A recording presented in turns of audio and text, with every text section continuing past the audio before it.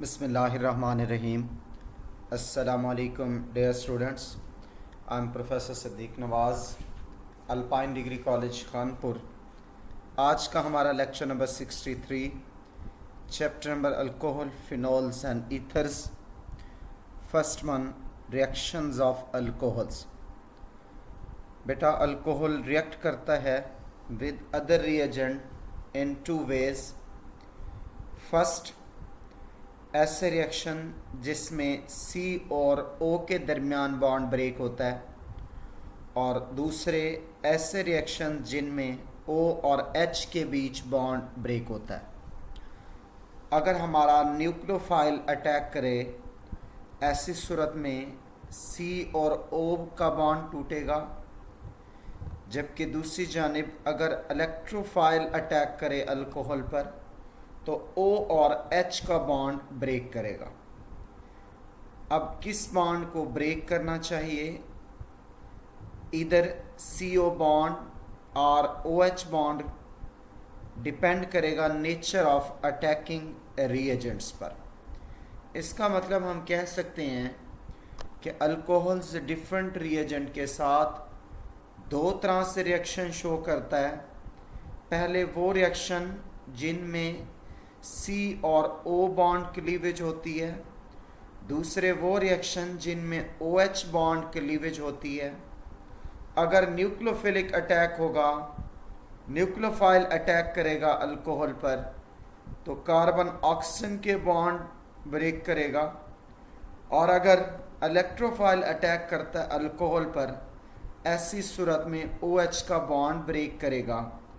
अब कौन सा बॉन्ड ब्रेक होना चाहिए वो डिपेंड करेगा अटैकिंग रिएजेंट की नेचर पर।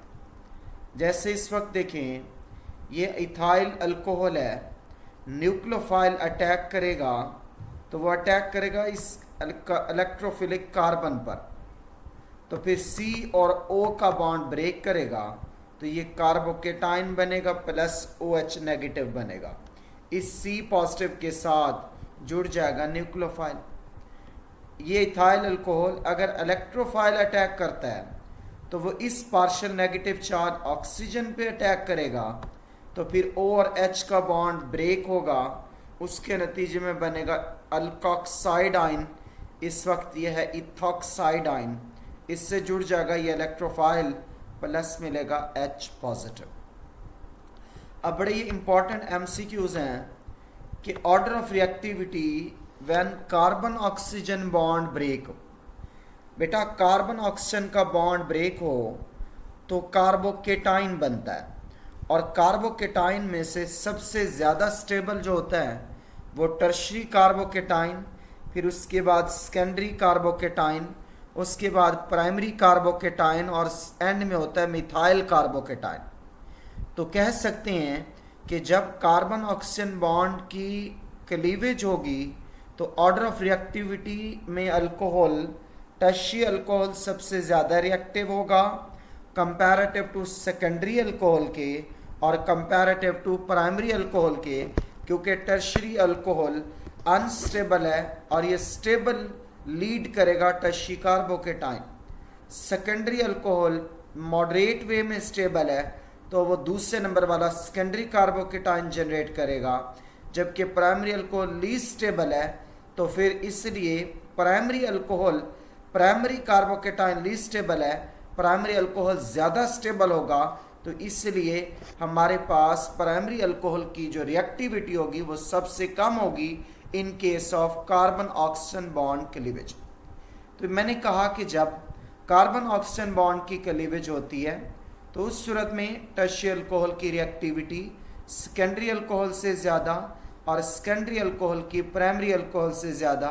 उसकी वजह यह है कि ये जो ऑर्डर ऑफ रिएक्टिविटी है अल्कोहल्स का डिपेंड करता है स्टेबिलिटी ऑफ कार्बोकेटाइन पर, जो इंटरमीडिएट बनता है ड्यूरिंग रिएक्शन, और कार्बोकेटाइंस की स्टेबिलिटी में सबसे ज़्यादा stable tertiary carbocation, then secondary carbocation, then primary carbocation, और सबसे कम स्टेबल मिथाइल कार्बोकेटाइन। जबकि दूसरी जानिब जब OH का बॉन्ड क्लीवेज होगी तो OH का बॉन्ड ब्रेक होने की सूरत में हमारे पास मिलता है अल्कोक्साइड आयन। तो जब OH बॉन्ड क्लीवेज होगी तो मोस्ट रिएक्टिव मिथाइल अल्कोहल होगा, देन प्राइमरी अल्कोहल होगा, देन सेकेंडरी अल्कोहल होगा, और सबसे लीस्ट रिएक्टिव होगा टर्शियरी अल्कोहल। उसकी वजह यह है कि OH बॉन्ड क्लीवेज के दौरान बनता है इंटरमीडिएट अल्कोक्साइड आयन, और अल्कोक्साइड आयन की स्टेबिलिटी में मिथाइल अल्कोक्साइड आयन ज़्यादा स्टेबल होता है comparative to primary alkoxide ion, comparative to secondary alkoxide ion, और comparative to tertiary alkoxide ion. याद रखें कि जब पहले प्रोडक्ट स्टेबल होता है तो इंटरमीडिएट अनस्टेबल बनता है और रिएक्टिविटी जो होती है वो कम होती है। अगर पहले जो रिएक्टेंट है वो अनस्टेबल हो तो मिलने वाला इंटरमीडिएट स्टेबल होगा, तो रिएक्टिविटी ज़्यादा होगी। फिर कुछ रिएक्शंस है जिनके अंदर C और बॉन्ड ब्रेकिंग होती है। कुछ एग्जांपल दे रहा हूँ कि reactions which involve the CO bond cleavage.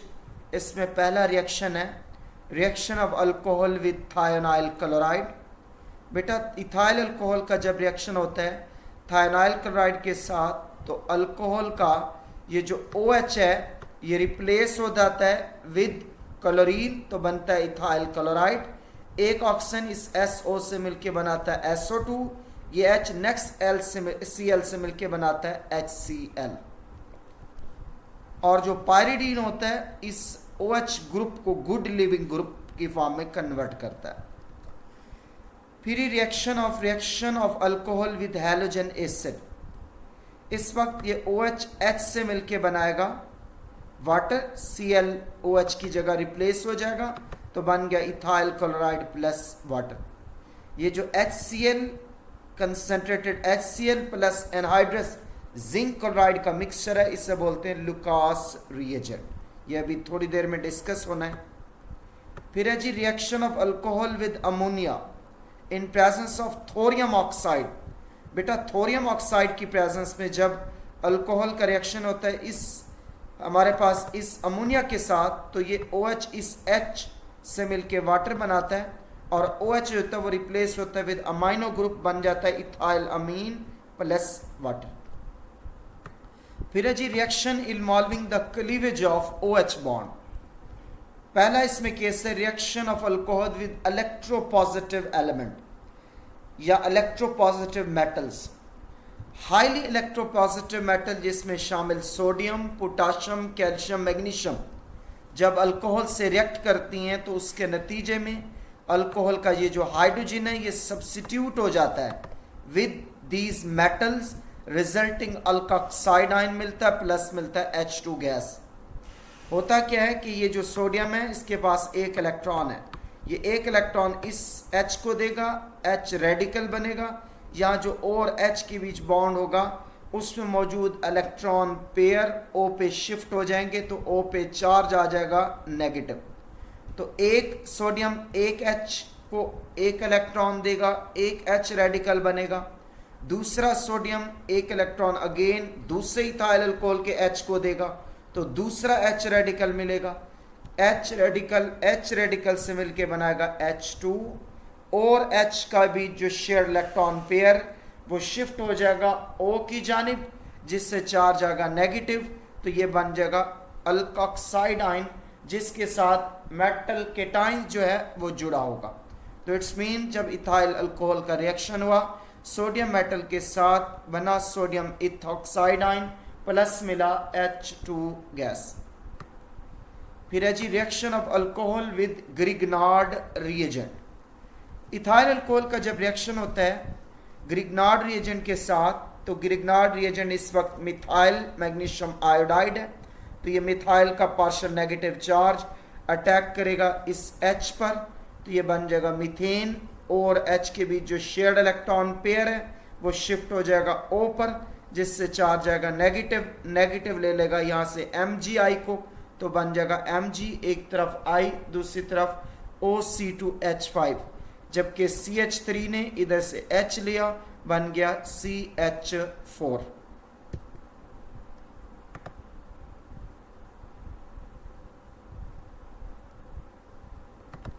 जबकि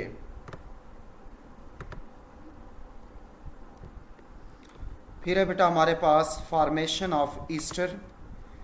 इसके अंदर क्या होगा कि अल्कोहल H देगा, एसिड ये OH देगा, H और OH मिलके बन जाएगा वाटर, जबकि इस C2H5O के साथ CH3CO रिप्लेस हो जाएगा तो हमारे पास बन जाएगा ethyl acetate plus water. Sulphuric acid यहाँ पे एक्ट करेगा एज अ कैटलिस्ट। तो इट्स मीन जो रिएक्शंस हैं जिनके अंदर OH बॉन्ड क्लीवेज इन्वॉल्व है, उसमें पहला है रिएक्शन अल्कोहल का विद इलेक्ट्रोपॉजिटिव मेटल, दूसरा है रिएक्शन अल्कोहल का विद ग्रिग्नार्ड रिएजेंट, और तीसरा है फॉर्मेशन ऑफ ईस्टर। फिर है जी some other reactions of alcohol, जिसमें पहला रिएक्शन है ऑक्सीडेशन का। अल्कोहल की जब ऑक्सीडेशन होती है उसके बदले मिलता है एल्डिहाइड्स और कीटोन। जो बेस्ट ऑक्सीडाइजिंग एजेंट यहाँ यूज़ होता है वो है एसिड डाइक्रोमेट, जैसे पोटाशियम डाइक्रोमेट एसिडिफाइड फॉर्म में। प्राइमरी अल्कोहल की जब ऑक्सीडेशन होती है तो अल्डिहाइड मिलता है। इसमें होता क्या है कि जो अल्फा हाइड्रोजन है, अल्फा हाइड्रोजन उधर से रिप्लेस होता है, इधर से H इस ऑक्सीजन से मिलके बनाता है वाटर।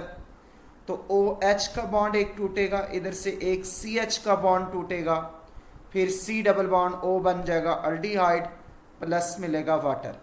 इसका मतलब इथाइल अल्कोहल का जब रिएक्शन होता है एसिडिफाइड पोटाशियम डाइक्रोमेट के साथ रिमूवल ऑफ वाटर के साथ बनता है एसिटल्डिहाइड इथानल। फिर है दूसरे नंबर पे सेकेंडरी अल्कोहल। बेटा ये अल्फा हाइड्रोजन C और H के बीच, इधर से O और H के बीच, तो OH बॉन्ड जब इधर शिफ्ट होगा तो H इधर से निकलेगा, तो ये H और O मिलके बनाएगा वाटर, जबकि C डबल बॉन्ड O आ जाएगा तो ये कन्वर्ट हो जाएगा कीटोन में। इसका मतलब सेकेंडरी अल्कोहल की जब ऑक्सीडेशन होगी इन presence of acidified potassium dichromate तो उसके नतीजे में मिलेगा कीटोन प्लस वाटर। फिर है जी हमारे पास टर्शियरी अल्कोहल। टर्शियरी अल्कोहल में क्योंकि अल्फा हाइड्रोजन नहीं होता तो ये रेजिस्टेंस शो करते हैं टूवर्ड ऑक्सीडेशन, और एसिडिफाइड पोटाशियम डाइक्रोमेट की प्रेजेंस में ये एलिमिनेशन रिएक्शन देते हैं जिसके बदले मिलता है अल्कीन।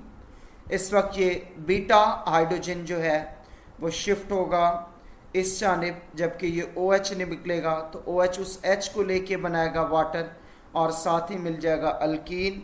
तो ये tertiary butyl alcohol acidified potassium dichromate के साथ रिएक्शन की सूरत में एलिमिनेशन रिएक्शन दे रहा है और उसके नतीजे में मिल रहा है अल्कीन और वाटर। फिर है जी डिहाइड्रेशन रिएक्शन। अल्कोहल का जब रिएक्शन होता है कंसंट्रेटेड सल्फ्यूरिक एसिड के साथ, ये डिफरेंट प्रोडक्ट्स देता है डिफरेंट टेम्परेचर। अगर टेम्परेचर हाई हो और कंसंट्रेटेड सल्फ्यूरिक एसिड हो तो वन वाटर मालिक्यूल एक ही अल्कोहल के मालिक्यूल से एलिमिनेट होगा, बदले में मिलेगा अल्कीन। जैसे इथाइल अल्कोहल का एक मालिक्यूल है, बीटा कार्बन से H निकला, अल्फा कार्बन से OH, तो कन्वर्ट हुआ इथीन प्लस वाटर में। जो कंडीशन थी कंसंट्रेटेड सल्फ्यूरिक एसिड और 180 डिग्री सेल्सियस टेम्परेचर, लेकिन अगर टेम्परेचर लो होगा तो एक वाटर मालिक्यूल एलिमिनेट होगा दो अल्कोहल मालिक्यूल से, उसके बदले में मिलेगा ईथर। यही वजह है कि इस अल्कोहल के केस में एक मालिक्यूल H देगा, दूसरा मालिक्यूल OH देगा, वाटर बनेगा और उसके साथ ही मिलेगा diethyl ether. It's mean concentrated sulphuric acid का जब रिएक्शन होता है वन कंसंट्रेटेड सल्फ्यूरिक एसिड की प्रेजेंस में ethyl alcohol 180 degree Celsius temperature पे इथीन देता है, जबकि कंसंट्रेटेड सल्फ्यूरिक एसिड की प्रेजेंस में 140 डिग्री सेल्सियस पे इथाइल अल्कोहल देता है डाइथाइल ईथर और वाटर। ये एक शॉर्ट क्वेश्चन है और इम्पॉर्टेंट है। फिर है जी reaction with PCl3 and PCl5। बेटा अल्कोहल का रिएक्शन अगर करें PCl3 के साथ तो PCl3 के तीनों क्लोरीन रिप्लेस हो जाएंगे विद 3OH ऑफ अल्कोहल्स, जिससे मिलेगा इथाइल क्लोराइड प्लस मिलेगा फास्फोरस एसिड। जबकि दूसरी जानिब अगर इथाइल अल्कोहल का रिएक्शन करें PCl5 के साथ तो 1 क्लोरीन रिप्लेस होगा OH के साथ, बदले में मिलेगा ethyl chloride POCl3 plus HCl। फिर है जी हमारे पास distinction between primary secondary and tertiary alcohol. बेटा इस पर्पस के लिए यूज करते हैं लुकास टेस्ट। लुकास टेस्ट में यूज किया जाता है लुकास रिएजेंट। कंसंट्रेटेड HCl और एनहाइड्रस जिंक क्लोराइड का जो मिक्सचर है इससे कहा जाता है लुकास रिएजेंट। तो प्राइमरी सेकेंडरी और टर्शियरी अल्कोहल को आइडेंटिफाई करते हैं, डिस्टिंग्विश करते हैं by reacting them with concentrated HCl and anhydrous zinc chloride which is called Lucas reagent। जब हम लुकास रिएजेंट के साथ प्राइमरी सेकेंडरी या टर्शियरी अल्कोहल का रिएक्शन करते हैं तो ऑयली लेयर मिलती है अल्कोहल्स की जो सेपरेट होती है इन रिएक्शंस के अंदर। अब हमें कैसे पता चलेगा प्राइमरी सेकेंडरी या टर्शियरी अल्कोहल का? अगर हमने अल्कोहल का रिएक्शन किया लुकास रिएजेंट के साथ, ऑयली लेयर की फॉर्मेशन हुई, हीट करने पर इसका मतलब हमारे पास अल्कोहल प्राइमरी अल्कोहल है। हमने अल्कोहल लिया, उसका रिएक्शन कराया लुकास रिएजेंट के साथ, अगर ऑयली लेयर खुद ब खुद 5 से 10 मिनट के अंदर बनती है तो जो रिजल्टिंग अल्कोहल होगा that will be secondary alcohol. अगर हमारे पास अल्कोहल है उसका रिएक्शन कराते हैं लुकास रिएजेंट के साथ तो हमारे पास ऑयली लेयर अगर इमीडिएटली बनती है तो इंडिकेशन होगी कि अल्कोहल हमारा टर्शियरी अल्कोहल है। तो ये एक शॉर्ट क्वेश्चन भी आता है कि how can you distinguish between primary secondary and tertiary alcohol by Lucas test, या यूं भी आ जाता है what is Lucas test, for which purpose it is used. फिर है बेटा distinction between methanol and ethanol. अगर हमें मेथनॉल या एथनॉल में से कोई एक सैंपल दिया जाए तो हम उसका रिएक्शन कराएंगे आयोडीन के साथ इन प्रेजेंस ऑफ सोडियम हाइड्रोक्साइड। अगर येलो प्रेसिपिटेट्स बन जाएं आयोडोफॉर्म के तो इसका मतलब एथनॉल है, और अगर येलो प्रेसिपिटेट ना बने वो इंडिकेट करेगा कि जो दिया गया सैंपल है वो मेथनॉल है। एथनॉल जो है वो आयोडोफॉर्म टेस्ट देता है जबकि मेथनॉल आयोडोफॉर्म टेस्ट नहीं देता।